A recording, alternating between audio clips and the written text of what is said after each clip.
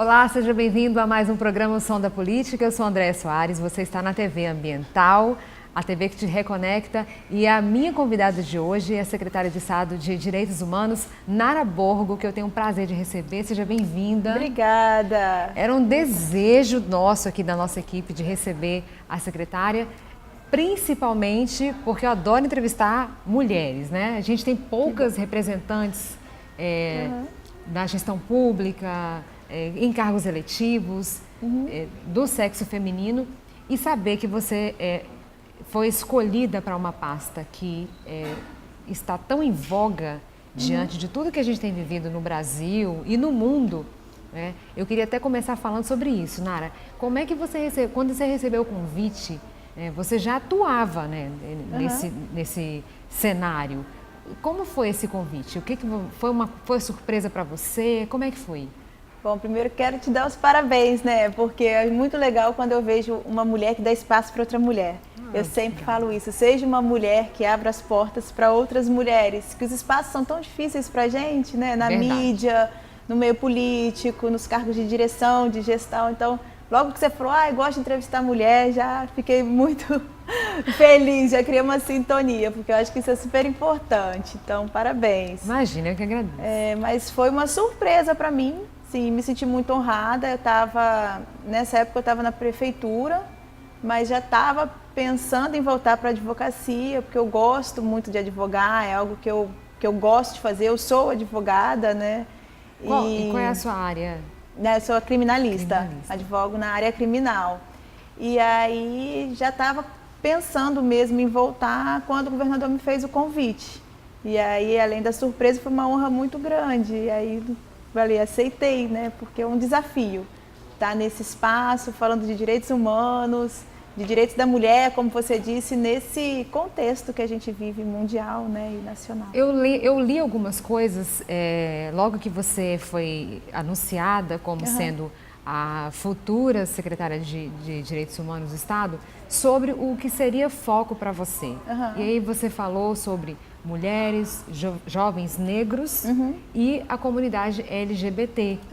Eu queria que você falasse um pouco sobre isso. Você sente que, embora o brasileiro diga que, a maioria diga que não, essas pessoas, eu não sei se a gente chama de minorias, mas essas pessoas, elas realmente precisam de uma atenção específica, e principalmente aqui no Espírito Santo? Especialmente aqui no Espírito Santo, né? Isso é muito triste, assim. Acho que a gente vive em um país extremamente machista, né? Ainda vivendo nesse estado em que a gente os homens enxergam as mulheres como um objeto, como posse, como inferiores. Então, por isso a gente tem um índice de violência contra a mulher que é muito alto, né? E, infelizmente, aqui no estado, o índice de violência contra a mulher é muito alto. Então, precisa de uma atenção específica às mulheres, né, para que a gente consiga romper esse ciclo de violência, mas para que a gente consiga também uma mudança cultural, né? Consiga falar sobre o machismo, consiga mostrar que nós temos os mesmos direitos, que quantas mulheres exercem o mesmo cargo que os homens na iniciativa privada e recebem menos pelo simples fato de serem mulheres. Então, assim, o índice de feminicídio é alto, então é preciso ter um olhar diferenciado com políticas públicas voltadas para as mulheres, eu não tenho dúvida.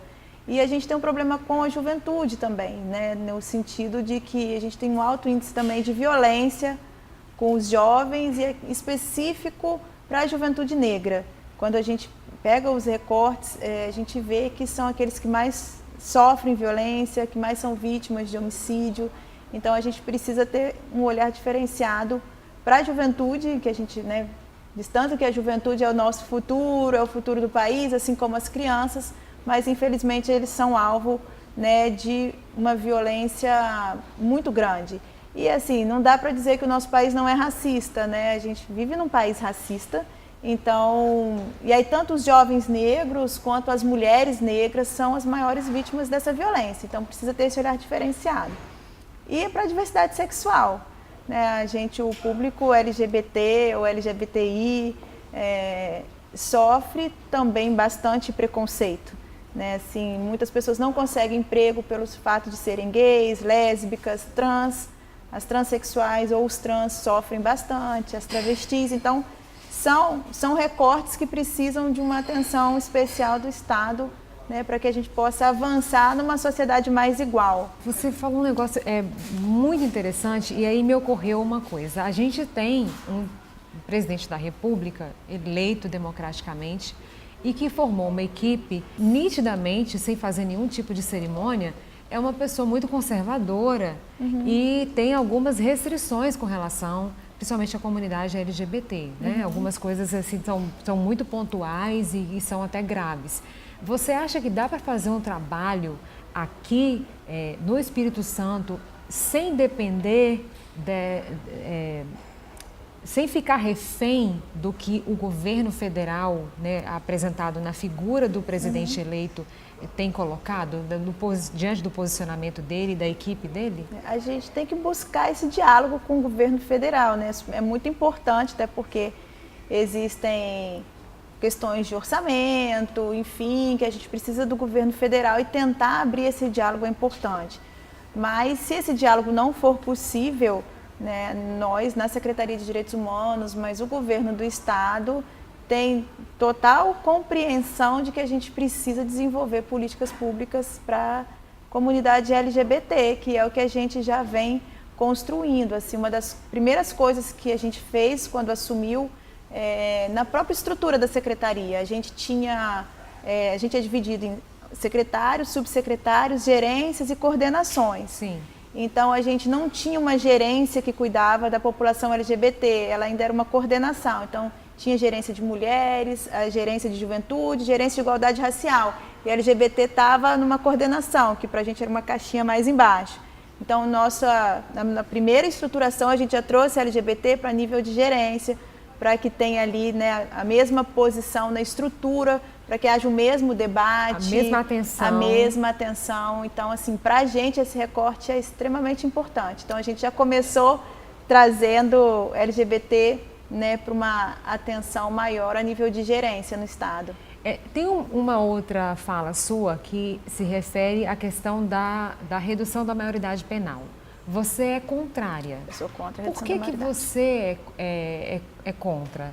A gente tem observado as pessoas falando, geralmente a população de modo geral fala assim, mas é por isso que acontece muito, porque eles usam os menores de idade porque sabem que não fica preso, e aí eles vão lá, cometem os crimes, e aí ficam agarrados lá um dia, 24 horas, 48 no máximo, depois voltam para a rua. Mas você é contrária, você acha que essa não é a solução para a resolução dos problemas? Não, assim, eu também dei aula de direito penal há muitos anos, né? Sou, como você falou, advogada criminalista, mas eu sou professora universitária. Então, é interessante a gente trabalhar com números, a gente trabalhar com a doutrina, com a jurisprudência que estuda essa questão. É muito preocupante achar que é o direito penal, que é a criminalização que vai resolver todos esses problemas, principalmente os problemas que são relacionados à juventude.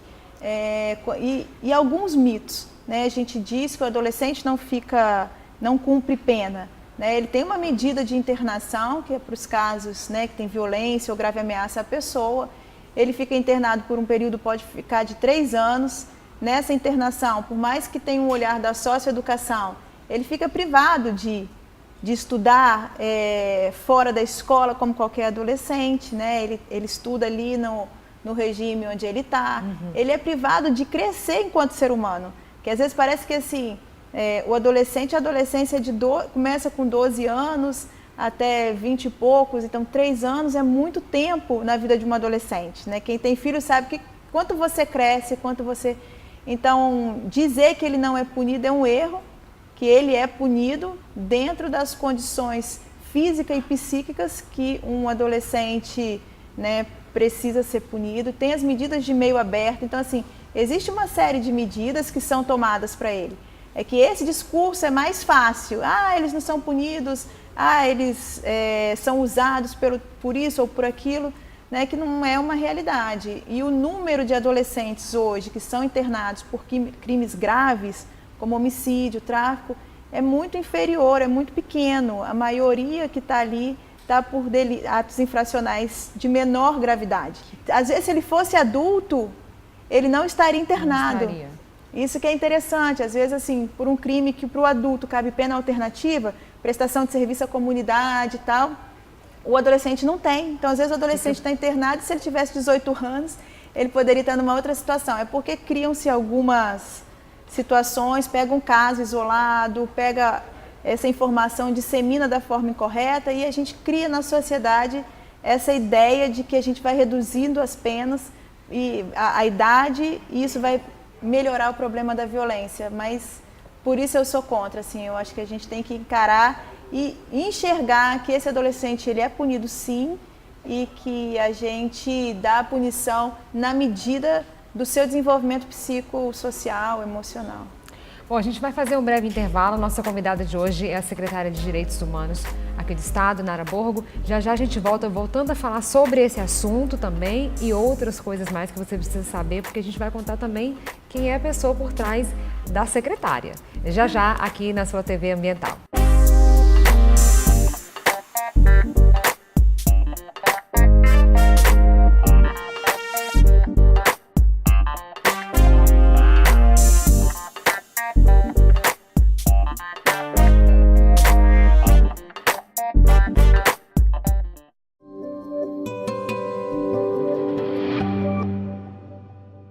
De volta com o programa Som da Política, minha convidada de hoje é Nara Borgo, secretária de Estado de Direitos Humanos. E nós temos o prazer de trazê-la porque a gente deixou no intervalo uma fala muito importante sobre a questão da redução da maioridade penal. A secretária ela não é favorável a essa medida e explicou muito bem por quê. Mas a gente vai entrar numa outra parte da história. Eu queria que você resumisse como é que você chegou até aqui, porque você é jovem e você ocupa uma pasta importantíssima, você teve um papel também essencial em outras áreas, na própria Ordem dos Advogados do Brasil, na seccional aqui do Estado. Queria que você resumisse um pouco como é que tudo começou, por que você se interessou por essa área? Pois é, assim, é difícil, né, quando as coisas acontecem assim, mas eu sou do interior do estado, eu sou de Pancas.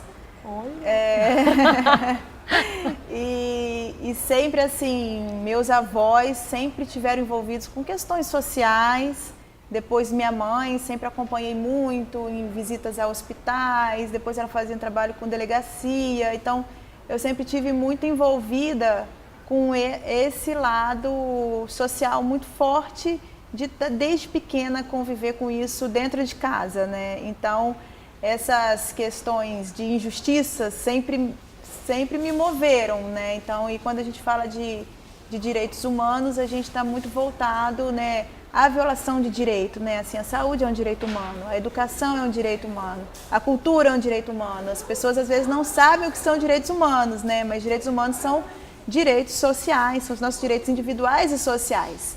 Então, eu, desde pequena, lidando com isso e sempre, né, inquieta, eu acho. E na faculdade, quando eu comecei a estudar direito, eu logo me envolvi com o direito penal, gostava da disciplina e fui ser estagiária da Defensoria Pública, então que lida também com um público que não pode pagar advogado, então vendo ali a realidade daquelas pessoas que precisam tanto de um amparo. E logo fui para o movimento social. Então, quando eu saí da faculdade, aí eu fui estudar no Rio, voltei para o Estado, e logo fui procurar a OAB, porque eu era advogada, a Comissão de Direitos Humanos, e estava ali com os movimentos sociais, na rua, lutando pelos direitos dessas pessoas. Quando que surgiu o primeiro convite para a gestão pública? Foi quando eu já estava vice-presidente da OAB. Eu era vice-presidente e aí o prefeito Luciano Rezende, prefeito de Vitória, me ligou e perguntou se eu não queria assumir a pasta que na época era Cidadania e Direitos Humanos, em Vitória. Depois teve uma reformulação, uma reestruturação administrativa, hoje é Cidadania, Direitos Humanos e Trabalho. Mas foi quando ele me chamou e aí eu assumi. Então, mas na OAB eu fui da Comissão de Direitos Humanos, depois eu fui vice-presidente, depois eu fui presidente da Comissão de Direitos Humanos. Então eu vim trilhando ali na OAB toda a minha atividade voltada para os direitos humanos. E aí o prefeito me fez essa esse convite e aí eu fiquei um pouco mais de 2 anos na prefeitura. Só para a gente ir para o próximo intervalo, Nara, eu queria que você dissesse assim, qual que você acha que vai ser o seu maior desafio nessa sua gestão na Secretaria de Direitos Humanos? Eu acho que o maior desafio é romper com preconceitos com relação às mulheres e diversidade sexual.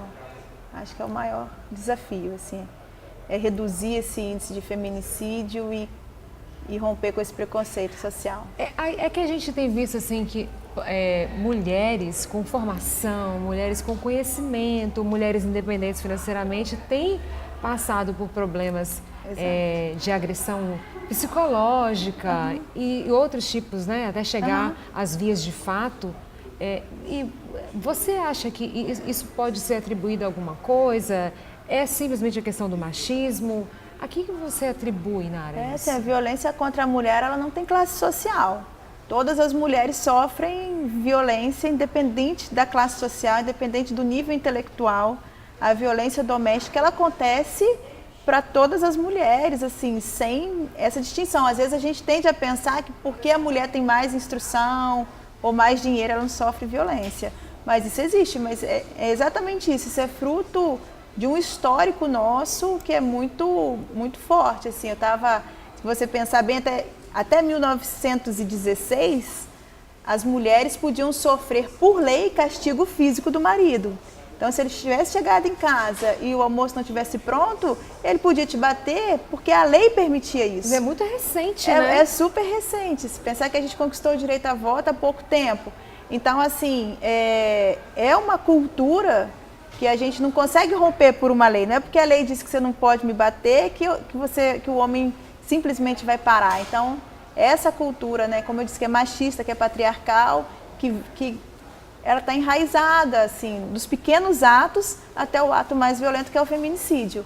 Mas é por isso que eu digo assim, quando uma mulher fala que ela nunca sofreu nenhum tipo de violência ou preconceito, eu falo que ela não prestou atenção, porque a gente é violentada todos os dias, assim, de alguma forma a gente sofre algum tipo de preconceito, né? Passou batido. Passou batido, até porque a gente nem, às vezes, não é ensinada a ver. A ver. A gente, né, assim, até a última campanha que a gente fez no estado, no carnaval, e depois dele no mês de março, foi para também conscientizar do que são pequenas violências que a gente sofre no dia a dia. Bom, a conversa está muito boa, a gente vai para mais um intervalo. Na volta, eu quero saber quem é Nara Borgo, a pessoa por trás da secretária de Direitos Humanos. É já aqui na TV Ambiental. Não sai daí não.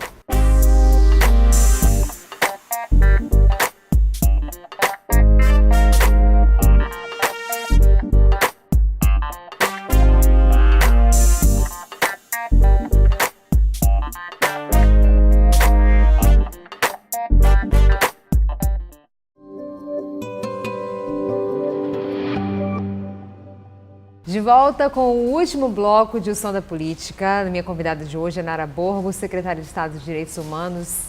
E, pasme, eu acabo de saber que o ritmo favorito dela é rock.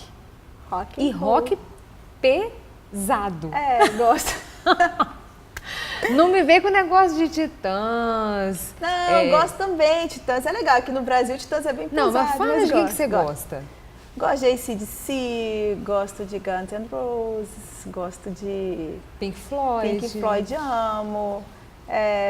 Enfim. E aí você estava falando que... Janis Joplin. Você chega em casa e aí você nem acende as lâmpadas e você coloca Janis Joplin para ouvir. Coloco, maravilhosa, né? Porque te revigora? O que é? Você Me relaxa? revigora muito, Me revigora muito, me dá muita energia, assim. E é claro, e aí algumas bandas, apesar do rock ser pesado, eles têm aquelas músicas que são mais calmas também. Então, me dá uma relaxada, mas eu gosto de ouvir rock em qualquer situação. Por falar em aquelas músicas mais light, assim, você até solfejou aqui nos bastidores um trechinho de uma música que eu amo do Pink Floyd. Como é que é o nome dela mesmo? I Wish You Were Here. I wish you were here. Yes. E aí, como é que é mesmo? Ela quer fazer eu cantar. Não vou, gente. Desculpa aí. Eu cantei pra ela já tá bom, mas precisa que eu sei a letra. É uma música leve, o pessoal conhece, o pessoal todo mundo aí, conhece, né? É uma música muito legal. E você estava falando que você já foi em várias edições do Rock in Rio e você já está se programando, porque o negócio é agora, a próxima edição você está lá. Fico eu e meu marido cada um no computador para não perder a chance de comprar, entendeu? São minutos de tensão na minha casa. Você vai mesmo, a turma do gargarejo, se puder ficar na frente, pertinho do palco, você canta. Fica ali. Eu, quanto mais pertinho ficar, eu acho mais legal, assim. Gente, olha, é a primeira vez que a gente está no ar, desde 1º de novembro de 2018, é a primeira vez que um convidado chega aqui e fala que gosta de rock assim. Gente, sou apaixonada. E gosto de ir para os shows mesmo e cantar junto. E sabe que eu tinha um medo? Eu falava assim, gente, porque, né, esses Rolling Stones já estão muito velhos todos, né? Então, eu falava, será que... E eu nunca tinha tido a oportunidade de vê-los, acho que não sei se foi em 2012 a primeira vez que eu os vi. Eu ficava desesperada, mais jovem, assim, meu Deus, será que vai acabar a banda? Eu não vou conseguir ver? Será que vai acabar a banda? Vai me dando um negócio? Coisa de fã mesmo. Ainda bem que eu já conseguia 2 shows, aí eles falaram que não fazer mais show, mas agora eles estão com uma turnê nos Estados Unidos, tenho certeza que eles vão chegar por aqui. Vou mandar um beijo de lá pra você. Manda mesmo. E deixa eu te perguntar, quando você faz alguma atividade física? Faço. E aí você ouve rock? Muito. Que atividade você faz? Eu gosto de correr, então correr ouvindo rock pra mim é assim... As pessoas tomam uns negócios, né, energético, eu nem sei o que é porque eu não tomo nada, mas pra malhar com mais força, pra ganhar energia, que eu nem sei como é que chama aquilo. Então, mas pra mim a maior energia é o rock. Eu coloco um fone com um som muito alto e vou. E as pessoas riem de mim no calçadão, assim, quem me conhece, fala, te vi passando, não adianta, pode te dar tchau, eu tô concentrada na música e no passo. Tá ouvindo seu rock. E você come de tudo? Tudo. Adoro comer. Gosto de carne, gosto de massa, gosto de tudo. Amo carne, amo massa. Doce? Minha preferência é doce. Se chegar num restaurante, primeiro eu vou olhar a sobremesa. Então, se convidar você para o aniversário, pode saber que você vai esperar o bolo. Com certeza, os docinhos. Com certeza. É fantástico. E assim, olha como que a gente faz a imagem da pessoa pela aparência, né? Não tem nada a ver. Primeiro, que não tem nada a ver com... A gente olha, a pessoa aqui está vestida um figurino super clássico, né? Enfim. É porque o trabalho me obriga a esse figurino super clássico. Mas aí, lá no seu guarda-roupa tem as camisas de rock todas? Minhas camisas de rock, calça jeans, short jeans. Pra curtir o rock mesmo? All Star, pronto. É mesmo, Nara? Gente, olha... Tinha que ser dos direitos humanos mesmo, porque tem que entrar no clima. Tem que entrar no clima, exato. E só pra gente encerrar, eu queria já te agradecer, mas eu queria te perguntar se você tem algum ritual de beleza. Não, nenhum. Nenhum? Na verdade, eu sou até assim, minhas amigas reclamam, acho que eu sou quase meio que hippie ou relaxada. Eu também sou assim. É só para programa mesmo que você vê isso aqui.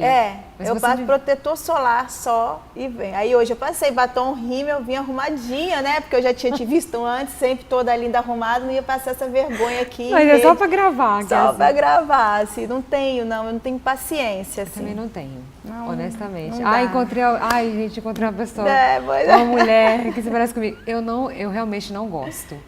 Nem só por causa do trabalho mesmo.